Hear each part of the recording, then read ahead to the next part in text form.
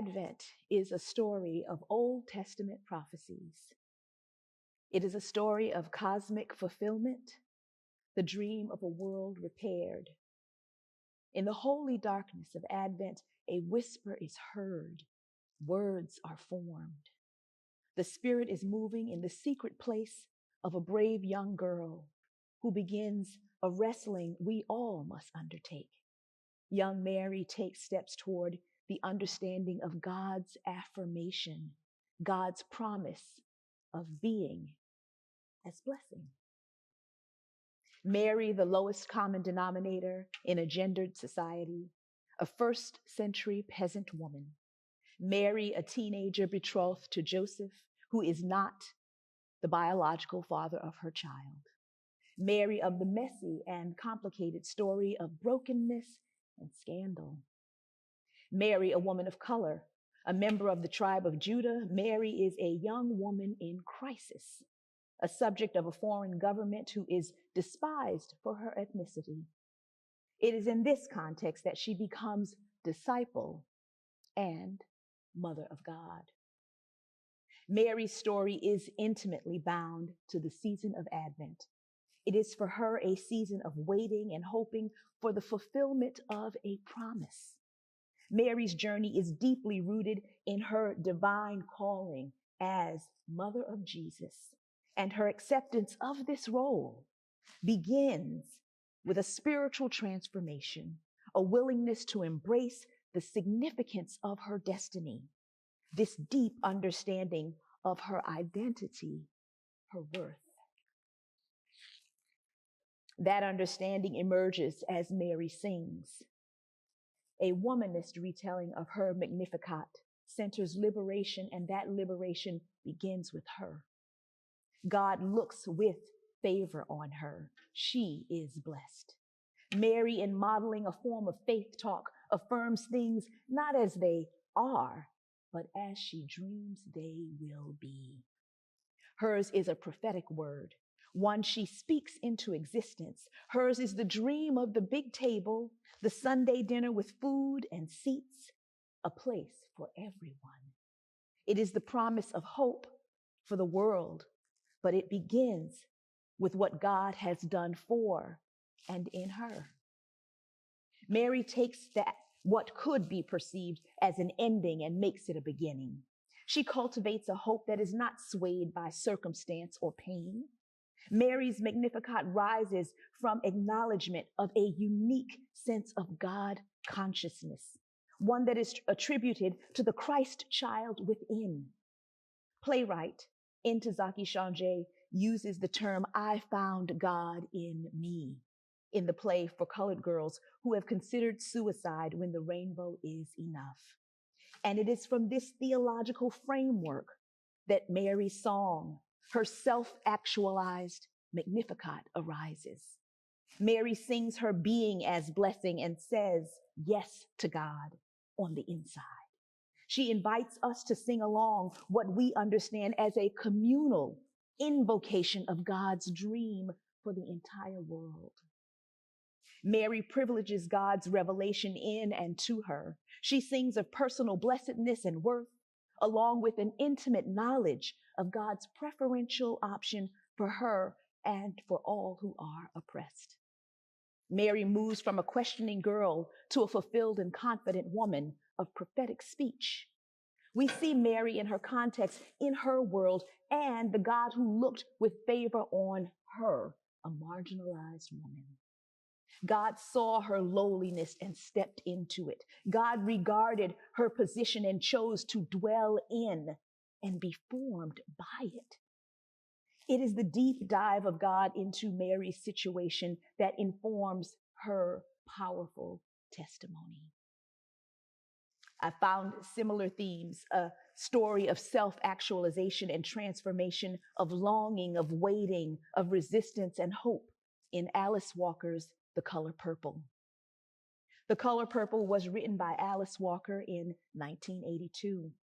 It's a coming-of-age story with an unlikely protagonist. It tells the story of transformation and self-realization of Celie Harris Johnson, as she finds her voice, her way to freedom from a world of oppression, her being as blessing.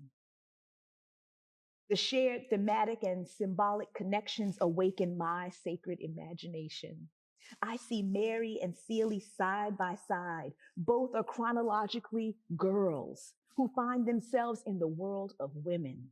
Both become women who, in the face of varying forms of oppression, exhibit strength and resilience as they connect more deeply with the God they find on the inside.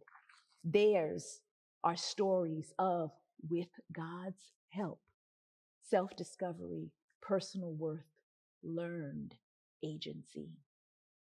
Through a series of letters to God, we experience Celie's journey, her personal season of Advent, her longing and desire to encounter, to hear from, and experience God, the God who Walker calls the ultimate ancestor. Like Mary, Celie has a deep intuitive sense of listening more and more to her heart and trusting her feelings. Like Mary, she works through a process of finding her own voice, a voice that ultimately explodes at the height of the film. Her words, "Until you do right by me, everything you think about is going to crumble," are system subverting and cycle breaking. They are prophetic. With confidence, she uses her voice to express her belief in her own belonging as part of God's creation and divine plan. Dear God, she learns to say, "I'm here." As long as she can spell God, G-O-D, she believes she's got somebody, something wonderful on her side, something wonderful that affirms her being as a blessing. Advent marks the new beginning of our calendar year, and with Mary and Celie, we cry out for a world made new, for change to come. They sing hope in the middle of their questions. Into the weariness of their worlds and situations, they sing a defiant word, rebellious, beautifully rebellious, bold, audacious songs of liberation, of resistance, of hope. And extend that invitation to us, to join them in the waiting, that time of unknowing, of holy darkness, of mystery and wonder as we walk toward transformation, the change that begins in each of us. Mary and Celie know that our belonging to God is a sure thing, that to be is a blessing, to be and experience the created world, to understand our belonging and connection to it is a blessing. Mary says yes, offering her being, yielding her physical form, her mind, heart, and soul to her call for a uniquely embodied form of participation in the work of love. Celie digests it as she learns to love herself, sees herself as God's own. We can learn from them, surrender and lean into the work of love, knowing we are loved, that our presence matters, that we have been and are here to be a blessing. Mary's song is a tearful praise dance, a hopeful and courageous declaration of justice. Her song is freely given praise to a liberating God, a God who sees. Mary's first words are her response to the acknowledgement of Christ within. I hear a modern day Magnificat in the words of the reprise in the song, "The Color Purple." This hymn-like anthem expresses Celie's personal growth, strength, and resilience. It reflects her journey from a life of oppression to a place of self-discovery and empowerment. It embodies her spiritual journey. Celie begins, "Dear God, dear God," and goes on to sing of her expanded faith and belief in a God who sees and affirms her.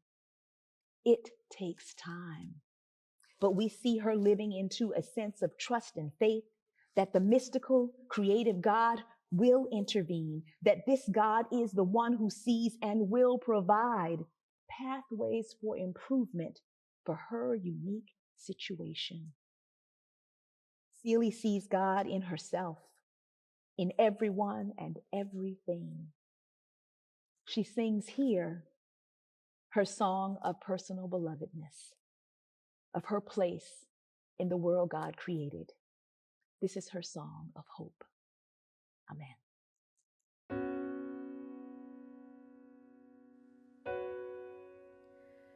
Dear God, dear stars, dear trees, dear sky, dear peoples,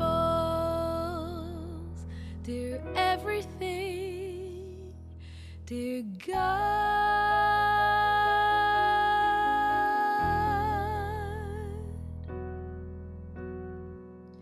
God is inside me and everyone else that was or ever will be. I came into this world with God, and when I finally look inside, I found it. Just as close as my breath is to me. Rising, rising, rising like the sun is the hope that sets us free. Your heartbeat make my heart beat. When we share love like a blade of corn, like a honeybee, like a waterfall, all a part of me, like the color purple. Where do it come from? Now my eyes are open. Look what God has done. You take a grain of love, make a mighty tree, even the smallest bud, make a harmony, like a drop of water, river high, miracles for you and you.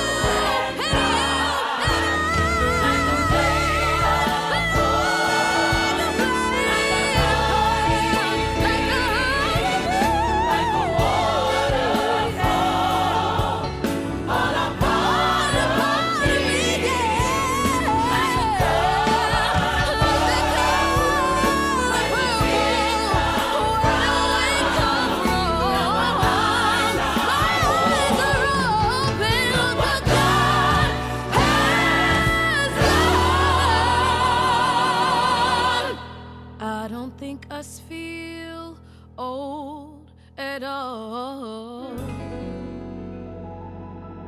I think this is the youngest us ever felt. Yeah.